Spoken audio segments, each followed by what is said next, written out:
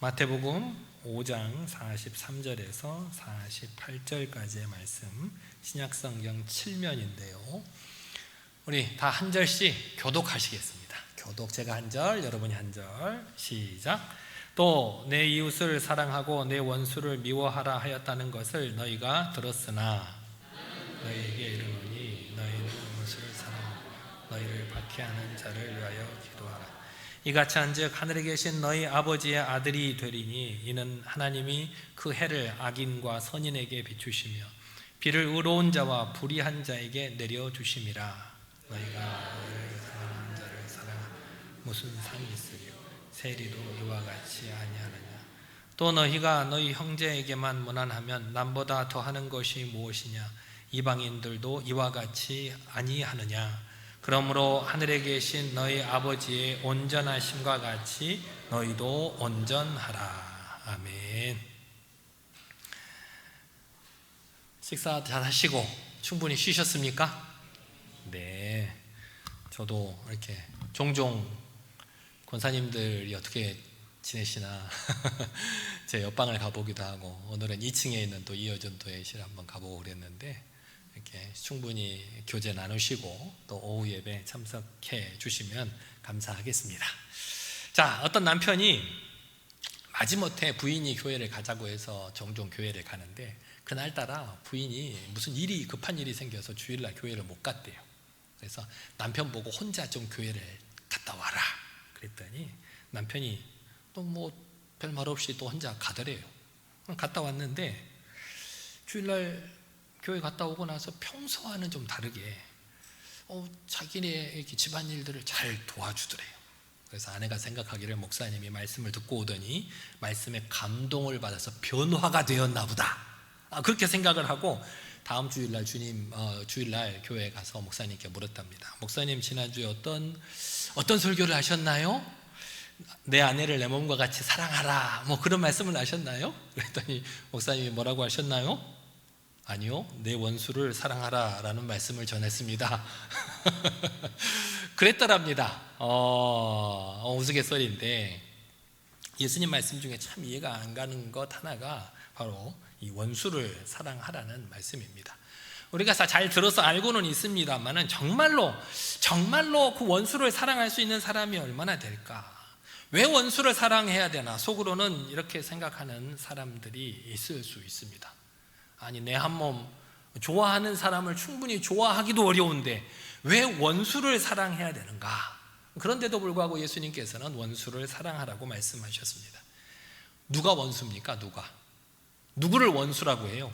원한이 맺힐 정도로 자기에게 해를 끼친 사람을 원수라고 합니다. 자기에게 해를 끼치는 사람, 마음에 상처를 주거나 경제적으로 불이익을 주거나 그런 사람을 원수라고 하는데, 그 원수를 사랑하는 것이 결코 쉽지 않습니다. 원수를 더 미워하지 못해서 속이 상하는데 그런 원수를 사랑하라니, 듣기에는 좋은 말씀이지만 이것을 실천할 수 있는 사람이 과연 얼마나 될까, 그렇게 의문이 들기도 하는 것이 이 원수를 사랑하라고 하는 말씀인 것 같습니다.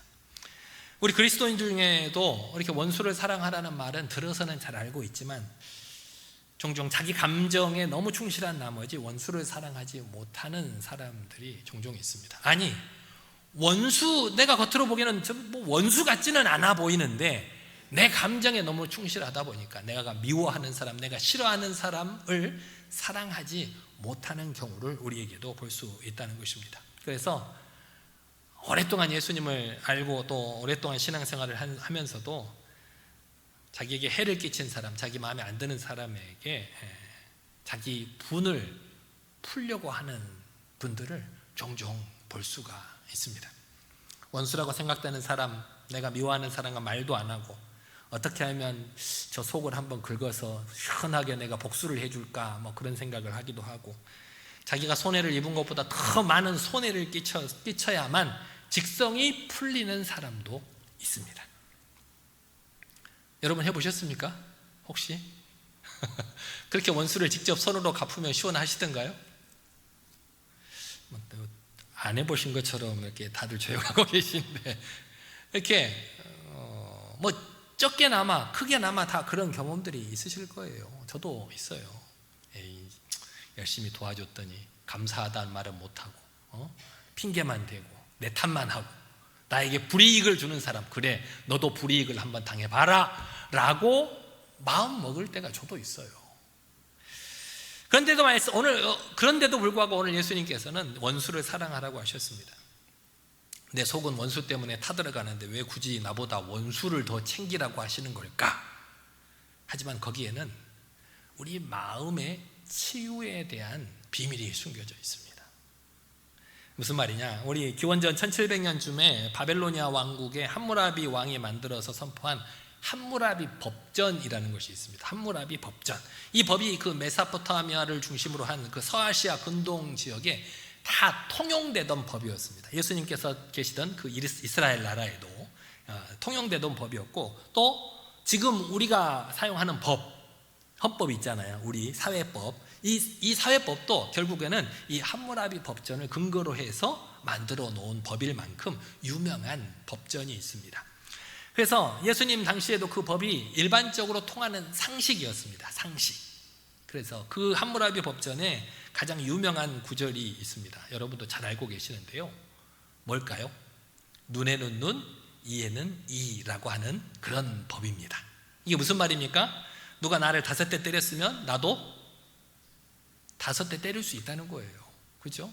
누가 나에게 이런 손해를 끼치면, 누가 나의 이렇게 눈을 쳐서 눈이 상처가 입었으면 나도 상대방의 눈을 때릴 수 있는 권한이 있다는 그런 법입니다. 이렇게 내가 받은 대로 갚아주는 것이 원칙이던 시대였어요. 그게 상식으로 통하던 시대였는데 예수님께서 말씀하시기를 원수를 사랑하라. 그 당시에 상식적으로 통하던 법과는 전혀 반대되는 말씀을 하고 계시는 것입니다. 그래서 예수님 당시에 이 말씀을 들었던 사람들의 반응이 어땠을까요?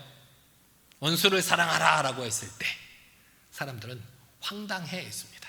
황당해. 아니, 원수를 더 미워하기는커녕 원수가 나에게 해를 끼친 것을 나도 그대로 갚아줄 수 있는데 그것을 포기하고 그 사람을 사랑하라니, 이러다가 내가 화병이 나서 죽을지도 모르겠구나, 그런 생각을 했다는 것입니다.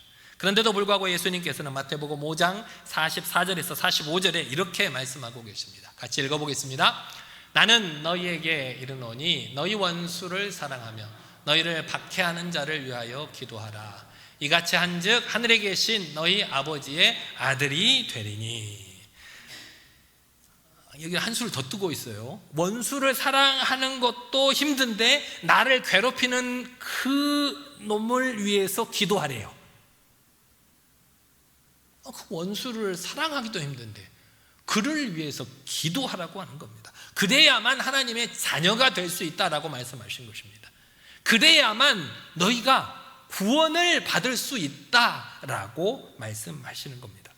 당시 이스라엘 백성들은 율법만 철저히 지키면 천국에 간다고 믿었던 백성들이었는데, 그런 유대인들에게 이런 예수님의 말씀은 정말 청천벽력과도 같은 파격적인 말씀이었어요.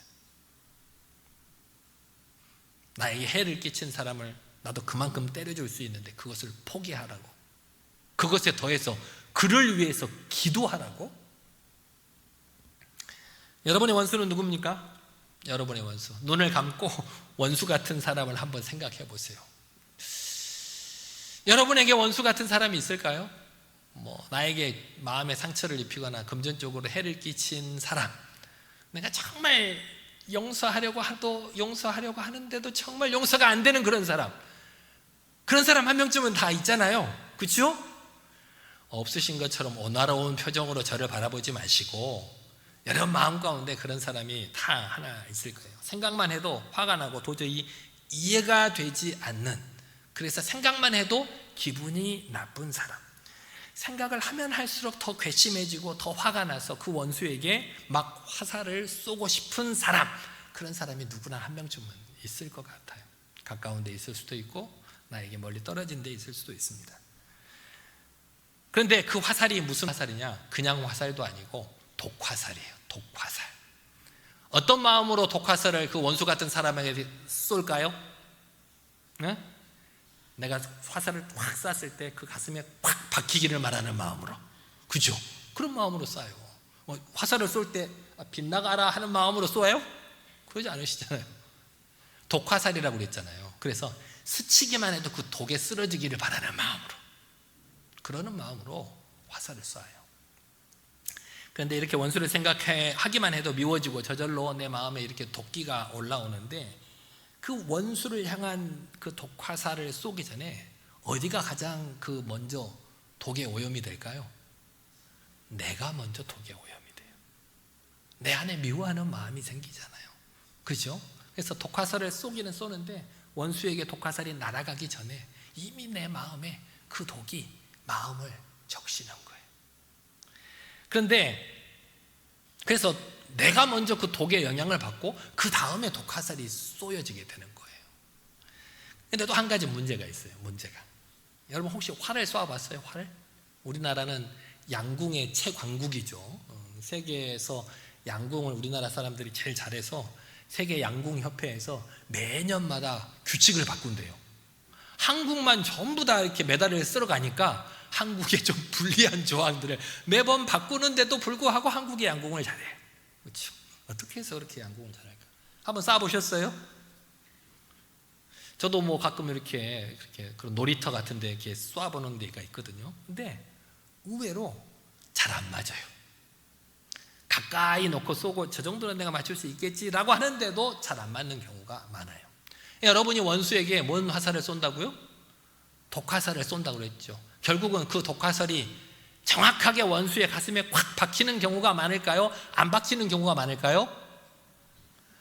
내가 쏜다고 쏘지만 그 독화살이 원수에게 가서 박히는 경우가 그렇게 많지 않아요. 드물다는 거예요. 그러니까 원수는 내가 쏜 독화살에 아무런 영향을 안 받는데, 내가 비껴서 쏜 그 독화살도 누구에게는 영향을 끼쳐요? 쏜 나에게는 영향을 끼쳐요. 결국 상대방은 독화살을 안 맞아서 제가 독화살을 쏜지 안 쏜지도 모르고 아무런 영향을 안 받는데, 독화살을 쏜 나는 빗맞아도 내 마음이 독기로 젖어들어서 내가 상하게 되더라는 겁니다. 그러니까 원수를 향해서 날린 독화살의 1차 희생자가 누구라는 거예요? 상대방이 아니라 나라는 거예요. 나라는 거예요. 독화살이 원수를 맞기 전에, 원수가 독화살을 맞기 전에 내가 먼저 그 독에 젖어들게 되는 것입니다. 그래서 원수를 많이 떠올리면 떠올릴수록, 그 원수에 대한 마음으로 부글부글 끓으면 끓을수록 내 마음이 그 독으로 가득 차게 된다는 겁니다. 예수님께서 오늘 말씀을 통해서 원수를 사랑하라고 하신 이유가 바로 거기에 있습니다. 거기에. 결국 예수님께서 원수를 사랑하라라고 하는 궁극적인 목표는 단순히 원수를 사랑하라는, 그래서 내가 하기 싫은 일을 해라, 불가능할 것 같은 일들을 억지로 하라는 말씀이 아니라, 그 원수를 사랑함을 통해서 내 마음의 독기를 빼고 내 마음의 미움을 걷어내고 내 마음의 원망을 없이 하라라고 하는 말씀인 것입니다. 그러면 그런 예수님의 뜻이 있다면 원수를 사랑하라는 말씀이 누구를 위한 말씀처럼 들리십니까? 누구를 위한 말씀일까요? 원수를 위한 말씀일까요? 아니죠. 누구를 위한 말씀? 나를 위해서 원수를 사랑하라고 말씀하신 셈이 되는 겁니다. 그러면 우리는 원수들이 우리에게 상처를 주고 손해를 끼치는 것을 가만히 두고만 봐야 될까요? 나에게 상처를 주고 나에게 손해를 주는데 그 원수를 가만히 두고만 봐요? 어떻게 하실 거예요, 여러분들은? 시편 94편 1절 2절 말씀에 이렇게 말씀하고 있습니다. 같이 한번 읽어보시겠습니다. 시작. 여호와여, 복수하시는 하나님이여, 복수하시는 하나님이여, 빛을 비추어 주소서. 세계를 심판하시는 주여, 일어나사 교만한 자들에게 마땅한 벌을 주소서. 이 시편의 저작자는 하나님께 자기 원수들에게 복수해 주기를 간구하고 있습니다. 결국 누구에게 대신 복수해 달라고 부탁을 하는 거예요? 하나님께. 성경에서는 하나님께서 일찍이 복수는 나의 것이다, 나의 권한이다라고 일찍부터 못 박아서 말씀하고 계십니다. 너희들이 복수할 수 없다. 만약에 너희들의 원수가 있고 너희들이 해를 끼치는 사람이 있으면 누가 벌하겠다? 내가 벌하겠다. 그러니까 누구에게 맡겨라? 나에게 맡겨라 라고 말씀하고 계십니다. 왜 하나님께서는 복수를 자신의 권한에 맡겨두신 걸까요? 왜냐하면 우리는 근본적으로 우리도 죄인이기 때문입니다. 죄인이 죄인을 심판할 수가 없어요. 때로는 내가 심판하겠다고, 내가 이렇게 복수하겠다고 다짐할 수도 있죠. 그런데 나 자신의 그런 화도, 원한이나 감정도 통제하기 어려운 내가 나의 감정과 나의 생각대로 복수를 한다면 정당한 공의로운 그런 판결이 아니라 내 감정에 치우친 그런 복수가 될 수가 있다는 겁니다. 하지만 하나님께서는 우리 인간과는 달리 그 어떤 원한과 감정에 치우쳐서 그 공의를 거스르는 분이 아니십니다. 어떤 상황에 있더라도 잘잘못을 철저하게 잘 따져서 복수하시는 분이 하나님이시라는 겁니다. 그래서 그런 공의로운 하나님께 나의 모든 복수를 맡기라는 겁니다. 내가 하지 말고. 그리고 무엇보다도 하나님께서는 우리가 이 세상을 살면서 그런 원한과 악감정에 시달리는 것을 원치 않으십니다. 그런 게 없을 수는 없죠.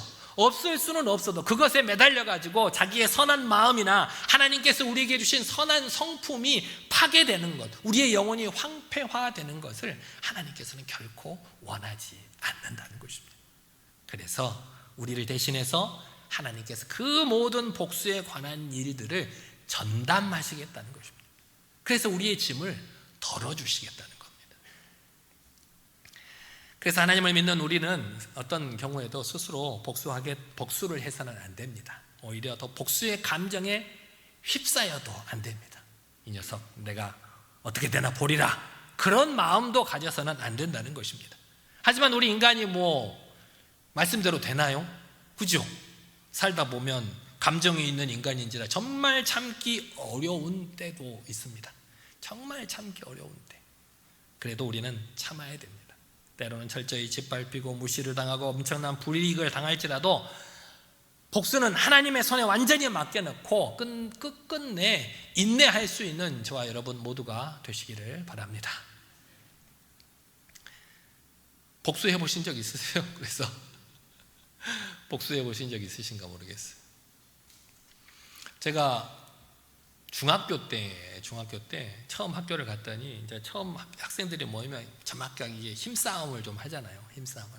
그래서 가니까 그나마 저는 얌전한 척하고 사는 사람인데 이렇게 좀 잘 까불까불하고 잘 놀 것 같은 친구가 이렇게 반의 분위기를 좌우지우지하는 거예요. 그 친구가 저를 이제 놀리기 시작하더라고요. 그래서 하지 마라 몇 번 이렇게 얘기를 했는데도 불구하고 멈추지 않고 계속 놀리고 이렇게 찝쩍거리고 그래요. 이렇게 등치도 별로 크지도 않고 적당히 이렇게 한 주먹감 될 만한 년인데 저 녀석을 어떻게 할까 하다가도 그냥 그렇게 이렇게 겉으로는 문제를 일으키지 않는 사람이기 때문에 속으로는 이렇게 문제를 일으켜도 가만 놔두다가 한 번은 도저히 참을 수가 없다. 계속 놀리니까 저게 가만 놔뒀다가는 내 머리 꼭대기까지 올라와서 나를 이렇게 놀리겠다 싶어서 한 번은 이제 학교 끝나고 밑에 버스 정류장이 있어요. 버스 정류장을 이렇게 지나가는데 그 친구가 나를 보고, 저희 집도 바로 그 근처였어요. 아버지가 목회하고 계신 교회도 거기서 멀지 않은 바로 옆에 있는데, 특별히 또 그 버스 정류장 앞에 구멍가게가 있는데 우리 권사님이 하시는 가게예요. 근데 지나가다가 이 친구를 만났는데 이 친구가 또 놀리기 시작하는 거예요. 그래서 이 녀석 가만두면 안 되겠는데, 한다고 해서 제가 싸움을 잘하는 것도 아니고 어떻게 할 수가 없어서 너 그러지 말라고 하다가 멱살을 탁 잡고 이렇게 한 바퀴 뒤집어서 땅에 딱 깔아뭉갰어요. 헤드락을 걸었어요. 헤드락을. 그리고 절대로 안 풀어주면서 그 친구는 꼼짝살짝 못하죠. 머리를 잡혔으니까. 그래서 딱 얘기했어요. 앞으로 놀릴래 안 놀릴래? 안 놀린다고 하면 풀어주고 놀린다고 하면 나 여기서 안 놔준다. 제가 그랬던 적이 있어요.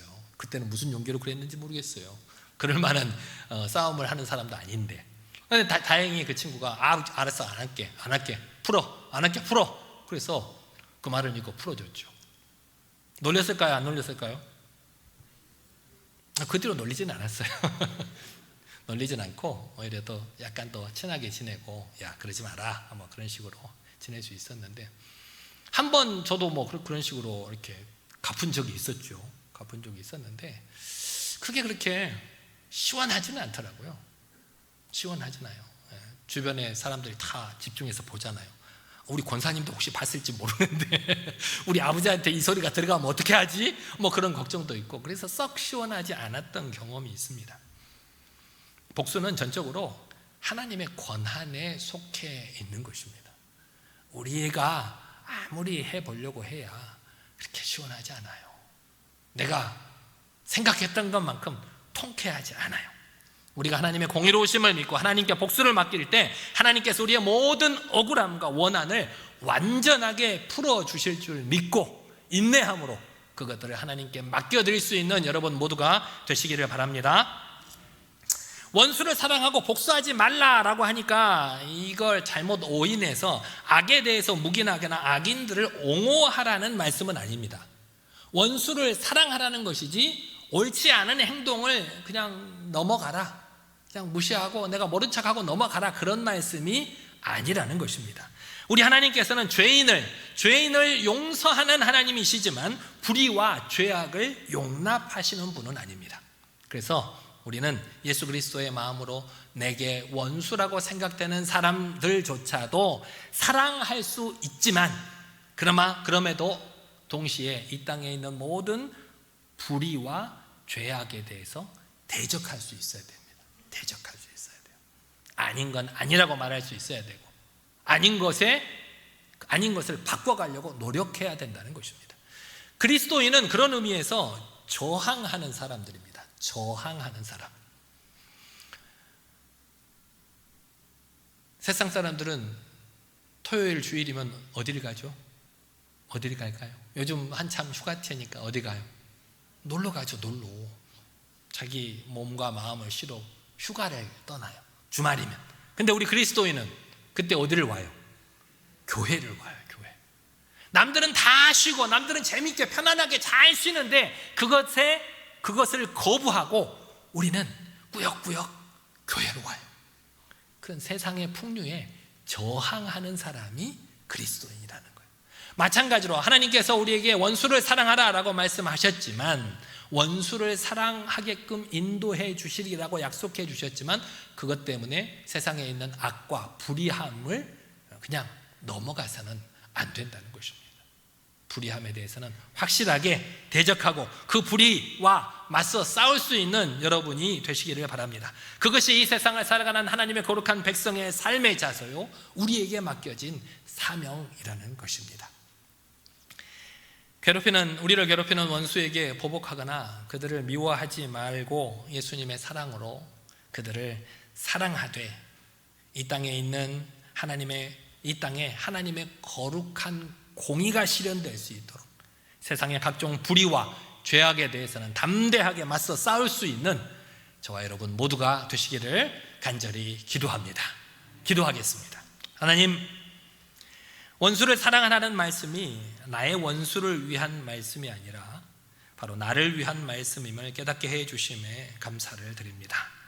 그 깊으신 뜻을 알지 못하고 나에게 상처를 주고 나에게 손해를 끼치는 사람을 미워했음을 회개하오니 용서하여 주시옵소서.